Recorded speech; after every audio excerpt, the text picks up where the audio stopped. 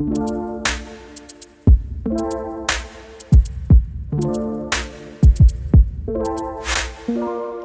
everyone in the big wide world. It's a fantastic Wednesday. At least I think it's a Wednesday.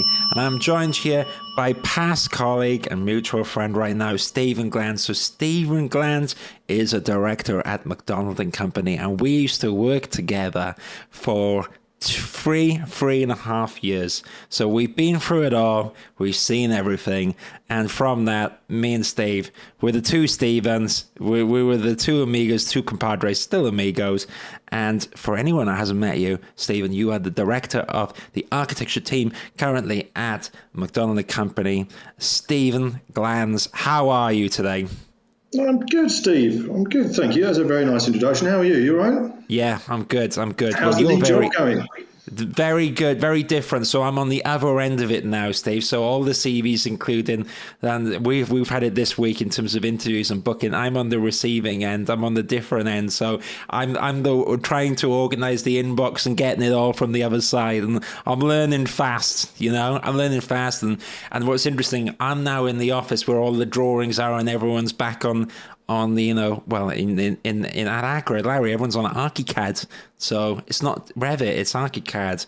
But for anyone that's listening, so I've moved to a practice called Accra, Larry. Well, I worked in recruitment for many years with Stephen Glands, and that's how we met. So 4 years ago, I joined Macdonald Company in London. And so for anyone that doesn't know Macdonald Company, it's a multidisciplinary real estate recruitment consultancy, and Stephen has run the team for many years. So Stephen, we worked together as well, and I think we were thick as thieves. We were always getting along. We were always doing the job, and I think with that we left a lot of positive effect in the architecture market. But for anyone that hasn't met you, right, tell us a little bit about what you do currently.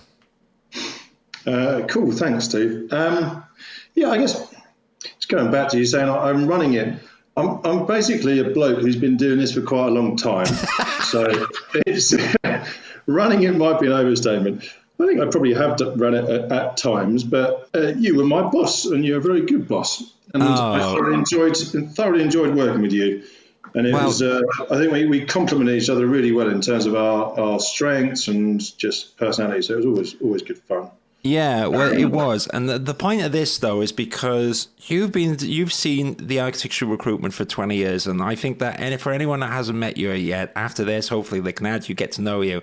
But you've seen it all, Steve, right? So you've seen it through the global pandemic, and which was just gone now with me, and you've seen the economic crash as well. But to wind the clock, because there was one point where you probably by accident got into architectural recruitment, and I'd love to hear the journey over the years. So do you want to tell us a little bit about that initial role and how you got into becoming an architectural recruitment specialist?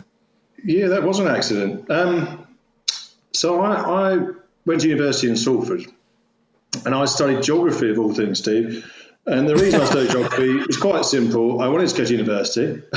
I quite enjoyed geography. Yeah. And because I didn't know what I wanted to do, I thought, oh, great, I'll do a bit of physical geography because that's really interesting. Volcanoes, earthquakes, that kind of thing. And then you got the socioeconomic side of things. I find people really interesting. And I thought, a bit of economics, that would be useful. So it was a real generalist topic. And truthfully, I probably should have just gone straight to work, Steve, rather than going to play at university. But I came out and ended up with a horrible job in this subprime bank, dealing with loans and insurance. And it was no offence to people that may still work there, but it was horrible. And I wanted to get out, and a friend of mine works in recruitment. Said, "Why don't you do recruitment? Like you like people, you understand people. There's a decent career there. Why don't you try it? And you could actually use your business development skills because, as you know, Steve, in recruitment, most recruitment jobs, you've got to go out there and generate the clients and generate the vacancies to then find people for. So, I had some interviews, and my brother's mate had worked for a recruitment company, set me up with a meeting with them, and I got a job with them. and they just so happened to have a space on the architecture desk, which was really busy. This is in 2000. Wow. Okay. It was a very, very busy market in 2000. And I started out doing temp, and it was really fast and furious, perhaps less refined. Well, actually, a lot less refined than the work I do nowadays. But it was fun, and it grew. Worked a bit of town planning, grew the team again. It got bigger and bigger until there was a team of about 15 people that I was responsible for. And we had loads of fun. And then I went traveling for a year with my now wife. And when I came back from traveling, I wanted to do slightly more refined and senior end recruitment, and sort of sent myself out, Stephen, to companies, including Macdonald Company, and joined, and the rest is history. I'm still here. The rest is history. That's 15 amazing. years, I think, Steve, roughly, almost.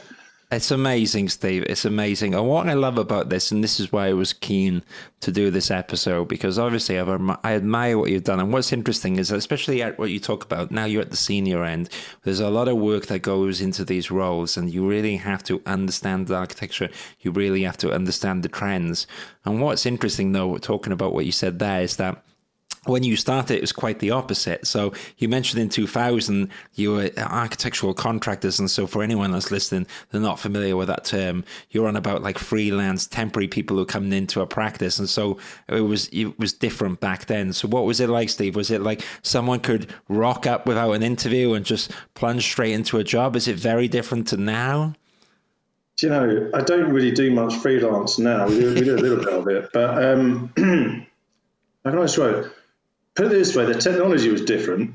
Back then, we were still occasionally sending CVs by post to our employers. Gosh. We had fax machines for normal CV sending, which was a bit hit and miss. We didn't have access to the internet, Steve. Yeah. We had to find out about our clients through word of mouth, through knowing the industry, through looking at industry events, through even looking up directories. You know, you did not have the connectivity that you have nowadays. So that was interesting. It was super fast, Steve. I mean, people hire temporary staff when they're up against it. So, you know, when's the start date? Well, yesterday, please. And it was fiercely competitive as well. So we had to move quick. In general, it was AutoCAD was the main program in those days, and then MicroStation. And it was all about, you know, how fast someone was, and it was usually stage 4 work. So there's a lot of, you know, can you show us some technical details? But it had to be quick. So it's not like taking a very, very thorough brief for a strategic hire that is going to impact on a business for many years to come and impact on many staff. And it is very different. It is fast and furious, basically. It's very interesting, and it's hard for me to imagine like that time before the internet, because there's so much that what all the conversations that we do and what we do when we were in work, it's all through the emails, isn't it? We always try to go and meet an architectural practice in person and try to meet someone who's looking for a job in person. CVs though and portfolios are sent through email. It's very important that it works. So this kind of world that you're on about of delivering CVs, do you send them by fax, or you go into the office? And as you say, if people are looking, it's just a whole different world. Yeah, print everything out, take it with you. And the architects, they'd be sometimes cycling around town with like an A1 and A0 folder, getting blown around. So, I mean, this thing's acting like a sailor as they're trying to navigate the streets of London, going to their interview. And that's the other thing. It's not like they could just take a memory stick to work with them in their pocket and then use that, plug it into a screen at an interview. They had to sort of duck around hiding their portfolios at different places, maybe at our office, or, they had to sneak back home. It was a lot more difficult to attend an interview back then, certainly covertly anyway. Well, that's interesting, because when I was a student, I did have that big like A1 portfolio, and you're right, that was a monster. It's not subtle either, is it? So people are going to know that you're in the arts industry. Yeah, you can't really smuggle that in and out of the office. Yeah. So what's interesting, so while that's different, there's a lot of things which are the same, I imagine, as well. And one of the things that I was quite keen and always I admired, and because you taught me a lot as well, Steve, and what's been interesting is that I think you can identify when someone's genuine? There's a lot of genuine people out there, but genuine's one of them. Transparent, thoughtful, and when someone's really good and talented, and you see something there, I think that's a good skill set you have. And I think the other thing is that what I've seen you do as well in your job, which is amazing, is you spend the time to go through with people and you structure maybe in their CV and portfolio things that they're not communicating, but you see in them, so that then the client gets that, that impression is made. So how has that come over the years? Is it something that you've grown? Is it a combination of seeing lots of people? I mean, what's your thoughts on, so let's phrase it this way. What have you, successful people who have gone on to do really well in architecture, is there anything common between them, Steve? Or is there things that stand out to you by driven, successful, or talented people in architecture? That's interesting. I'll try and answer all those questions. I'll answer the last one first. So if I forget about the first questions, you're going to have to remind me of the mistake. For me, to really make it somewhere in the architecture world, if we're talking about architecture practice here specifically, yes, you need to be a very good designer. You don't have to be the best designer, but you have got to be good. You have got to have people skills. Because you'll be leading things operationally, you'll be building relationships with clients. You've got to be business savvy, and frankly speaking, you've got to be able to sell. Architects talk about the narrative of their work, as do interior designers, and urban designers. I'm missing one here, landscape designers. So they have to be able to sell, because when you get to a certain level in practice, they're looking at your cost versus what you bring in. And roughly speaking, 70K and above, you're kind of expected to earn your keep by bringing money in. So successful people, they have all the qualities you would normally associate, drive, etc. But it's being able to engage with people and understand the sharp end of the business, whilst also being a good designer and not forgetting your roots. If you're all commercial and no design, you're less likely to make it. There are certain firms you could make it, but you're not going to be perceived to be at the top of the industry, as it were. Going back to your other questions, you said, how did I learn how to identify? Yeah, I'm sure that meeting people in person helps, but what I was quite curious, because those are the skills that you talked about there, and sometimes those don't come across really easily on the CV and portfolio. So maybe let's rephrase it. So you mentioned that you need to sell yourself. You need to have those transferable skills. You need to, ideally, you talked a bit about not being just front-end design. It's really good to illustrate all the responsibilities you've done on site. But let's phrase it this way.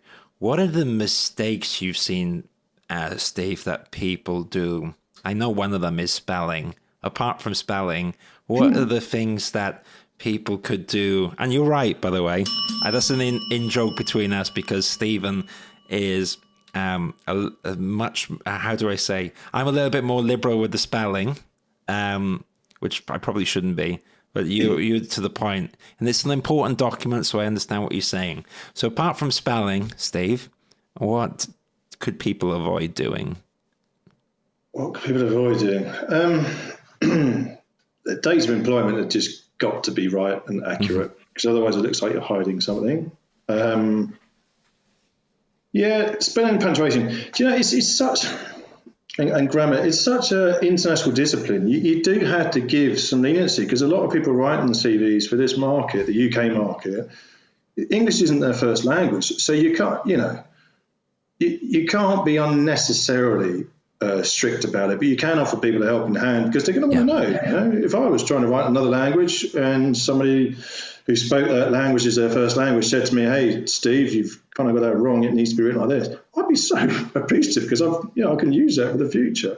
Yeah. And so I think you get to a certain level, it just needs to be right, because otherwise the message takeaway from the reader is careless, slapdash. Do they care about this job? Do they care about this application?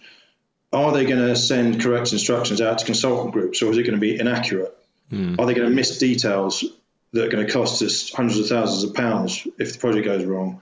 So it's not so much about the mistake, it's what the reader reads into from that mistake that was made by the person writing the CV. So yeah, you got to be on point with it, and you only get one chance. Once that CV's been seen, you can't like unsee it. So I am a great believer in getting it right, I suppose. And I don't mind admitting, spelling and grammar are not my strong point, Steve. I really, really have to pay attention to it.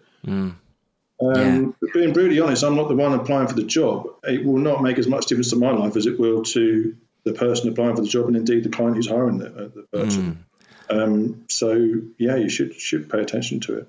I think that makes a lot of sense. And so what's interesting is as well, so we were working together and recruiting during the pandemic, which was a totally different scenario. But what's interesting, especially about job seeking and recruitment in general, Steve, is that I'm always amazed how it changes. And so there's an industry term, and we will decrypt the jargon together for anyone listening, of a candidate and a client market. And so what's really interesting about architecture, and I'm sure you've seen this through the global recession and everything as well, is that due to the economic status of the industry and so forth, things change. And so during the pandemic, it was incredibly difficult, but you did really amazing. You work with a lot of companies and you saw a lot of change in the industry. So at the time last year, Steve, remember there was the boom in modular, and you fast became the modular expert. I mean, what's kind of your thoughts to ask question about now? Where do you see the industry right now based in this month? Booming? Is there certain sectors that are interesting, or what are you interested in right now, Steve, architecturally? Wow. Okay. Well, let me just start with the pandemic. Economic cycles in general, it's often quite hard to see them coming. I mean, the 2008 one was kind of overdue, but everybody still remained optimistic and didn't think it would be that bad. And whilst it wasn't as big a contraction as the most recent recession, it did last longer, and that made it really hard. In any of these market contractions, people that are responsible for winning business, whether they be in practice or if they're investors or people like us that have to get people jobs to earn a living, you have to read the market and the drivers and work out what's going to be live, basically, and what's not. So March last year, as a company, we were sharing our intelligence from around the world, from the East, which is where it all started, and we learned from their experience of, what remained active, what increased and what decreased. We took that, we then transferred that into our own markets and looked at it, and as you know, we were talking about all sorts of stuff, weren't we? We were talking about industrial and logistics. We were talking about the demise of retail. We were talking about the fact that actually affordable housing held up really well, and the local authorities were supporting that. We weren't sure about luxury resi, because it turns out that market was fairly resilient. And then we realised that the mid-end resi was fairly resilient too, because people were going to end up working from home, permanently. The modular industry is something I happened upon. I'd been doing a bit on it, but it was actually fairly pandemic proof, for want of better words, in the sense that it's a highly robotic process in a massive warehouse that doesn't require many people to be around each other. So you can keep going, really, without much COVID risk, and then you don't need as many people on site. And depending on who you talk to, actually, it's interesting. I had a conversation of the week where they disagree with this, but most people are saying it's quite a sustainable form. Oh, really? Of construction too. So it was ticking loads of boxes. So I followed that, Stephen. And sure enough, the councils and other public bodies were starting to make it a condition of their of people's bids to say that we want some of these solutions to be modular, whether it be for schools or houses or hospitals. So there was that. And you've got to follow trends. Healthcare was an obvious one. It took a while to catch up, to be honest with you, because it was all hands on deck for the Nightingale hospitals. But the healthcare industry and laboratories, it's an obvious one. So you've got to just look at the trends, the underlying trends, and you've got to play to them. Otherwise, you don't survive whether you're a recruitment consultant or an architecture practice or an investor, you know?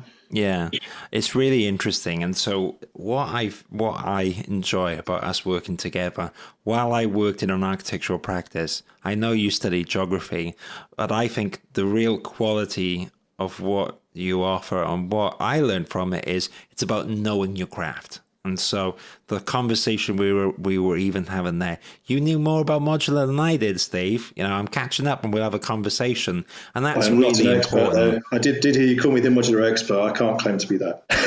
That's just my anecdotal opinion. At the time you were a modular... Stephen, and that's the important thing. I'm a people broker. I just need to know where these people are. I think that's unfair to say of yourself. It's really important, though, what I've learned in terms of recruitment, and this is a word out there for anyone else, is that I do think it helps in recruitment if you've come from industry. But though, at the same time, I think like yourself, if someone is so knowledgeable about everything going on, it offers real value, and making the time to meet people and offer them stuff that is insightful. I mean, that's one of the inspirations for the Architecture Social. And I think there's a lot of value in, as you do, helping people out in their careers. And sometimes, as we know, you might meet someone, you help them out a bit, or you give advice, and they find their own way in life. And what's interesting is organically, and I think there's that what goes around comes around. And I think by helping people out and positivity, I think it really helps. The other thing that I learned from you, and I try to incorporate all the time, is I thought it was refreshingly, I think that you're refreshingly direct and honest. So before, I think that some people can almost sugarcoat things to the detriment. So let me phrase this carefully. You are polite, but you will tell people the truth, which I think is a great quality in a field where not everyone in recruitment is straightforward, Steve. So yeah. No, I have an honesty policy in home life as well as professional life. Oh, but that gets you into trouble, doesn't it? No. Good. Living an honest life is actually, it keeps things really simple. I think you just got to not be afraid of reactions, because frankly speaking, bending the truth or lying is worse than just being honest about it, even if it's a difficult subject matter. So whilst conversation can be uncomfortable, it's not half as uncomfortable as if someone's, stuck in a web of lies, wanting how to get out of it, or some person's found out they've been lied to, or it's when it comes to basic things like interview feedback, you've got to be honest. And okay, you don't want to be rude and brutal, but you do have to be clear with interview feedback. Yeah. Because otherwise, what use is it? It's people appreciate. I hope people appreciate clear and honest communication rather than wishy-washy, not very accurate, and therefore not very helpful. Yeah, or not even getting back to people. I think that's because that is what can happen in recruitment. It can go either way. It's the quality of the people. And as you said, you use the term people brokering, but I think of it more as it's all relationships, isn't it? And basically, the more transparent, then the more helpful you are likely to be. And that's why I say to everyone, it's a bit like when you're looking at a house or you're picking anyone to do work on it, or like even if you're picking an architect in this scenario, when you're speaking to a recruiter, I really think you should do your background on a recruiter and see what they're like as well, because we're all going to be different people. And unfortunately, not everyone is as ethical. And I do think, though, having worked with you, I would prefer to get the humble truth than it being sugar-coated, because I think that's what leads to sometimes disappointment, Steve, with recruiters. Of they'll meet a candidate and sometimes it get overexcited and promise the world, and then unfortunately, if there's nothing to follow up from that, then it can be anticlimactic. Or as you say, if there's an interview and then no feedback, no contact, that's not the way to go. So I much rather your approach of keeping the candidate, the job seeker in the loop. If you've got some feedback, It's constructive. It's about changing it. It's about moving on to find the next thing. So for that, you get a clap. Well done. Well done for saying Stephen. the truth. Thank you very much. The virtual clap. The truth. Yeah. Go on, Steve. Go on. I cut you off. Sorry, there. no, I thought you'd ask me another question. No, I think that's really important. So I know, because I sneaky did this as a segue, and I know that you've got a call coming up as well. And that's what you're doing. You're still working now, Steve. You're still working hard. You need to give yourself a break. Unfortunately, I'm not your line manager anymore, so I don't know. I need to create more time. Yeah. Well, what I'd love, so anyone can contact you about their career. They know that they can find you on LinkedIn, Stephen Glands. Okay. Check out Stephen Glands. I'll put a link here on the podcast as well. What I would love, and this is an open conversation and food for thought. So where it's an interesting year. We've just had the pandemic, haven't we? It was a nightmare for everyone. It was a nightmare for candidates. It was difficult for us. I was put on furlough, and you were fighting, clinging on to everything, getting and doing everything you can. Now it's different, though, isn't it? It's busy, Steve. It's busy. It is. Sorry, that was a question you asked earlier in this conversation, wasn't it? We never quite got to it. It's. I've never seen a market turn on its head so quickly. It may have felt like a long time, particularly for people that were on furlough, and I can appreciate that. And people like me who are homeschooling and trying to work part-time and get things done as well, we all had our own challenges. But about, 3 months ago-ish, the architecture market suddenly just reversed. It went from being an entirely job-led market, as the phrase you used earlier on, meaning that, I guess, the clients are the bargaining chips, the hiring clients, to now it is a lot more even, and I would go so far as to say a candidate-led market, meaning that people looking for jobs may end up with more than one offer. Now, the caveat with that statement is that obviously this has to be within active sectors, whether that be, your housing, your senior living, your healthcare, your laboratories, etc. So you'd have to be in one of those sectors to be in that position. But it's most clients are hiring now, and it didn't just tiptoe back; it suddenly rocketed back, which is impressive. Yeah, it's boomed. It's boomed. So it will be interesting now. I think modular is going to keep increasing. I mean, I can even see that in Aquilary, there's so many projects right now. Residential is busy. Commercial is actually getting busy again. There's commercial offices. People are thinking about it in a different capacity. What's that? Commercial offices. What's an office? I haven't seen one for like a year. For context, so while me and Steve can see each other now, Stephen, you did used to come into the London office, but you were an early adopter pre-pandemic of the home office, and Stephen is currently now in his fantastic second office at the foot of the garden, and I'm jealous. You know why? Because I can see it. It's nice. You got the trees and everything.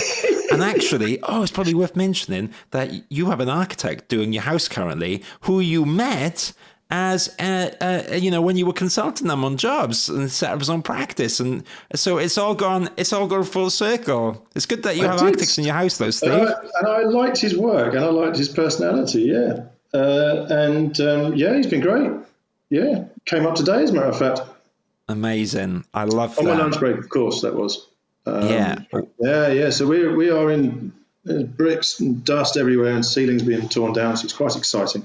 Well, there you go. On the front line. Now you know your subject, and you've effectively been the client in this relationship. But Steve, this has been amazing. We've got 5 minutes, haven't we? Because you got to do that call. So for anyone that wants to get in touch with you, I mentioned you're on LinkedIn as well. Let's just re-jog everyone's memory. So my impression of why you would go to you, Steve, I think anyone that's in a strategic point in their career, a jolt in the road, in terms of recruitment, consultancy, I think you are the man to speak to. So I want to definitely plug that in as imagine if I could do a badge. Maybe I'll have like a certification on the social, certified nice person. So you get the nice person award, and Good Recruiter Ethics. There you go. So there you go. For the Good Recruiter Ethics Award, you get that. Like, so, hey, Dougie, this, yeah. Yeah, well, it's true. And I think that's really important. So I love it as well. And great.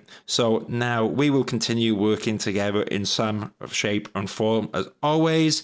And we are due for a pub lunch when it's safe in London, which is going to be good fun. One. Yes.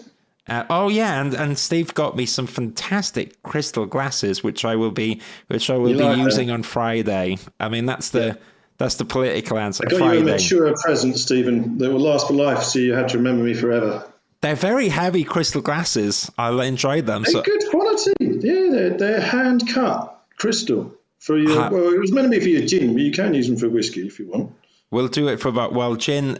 I'll definitely have a gin in your crystal glass. So Stephen, it's amazing. You can find Stephen Glands on LinkedIn. You can find Stephen at Macdonald Company and check out and say hello. And if you want to learn a little bit more about what is happening as well, he does have the Good Person Award and the Ethical Recruiter Award. I've just done that now.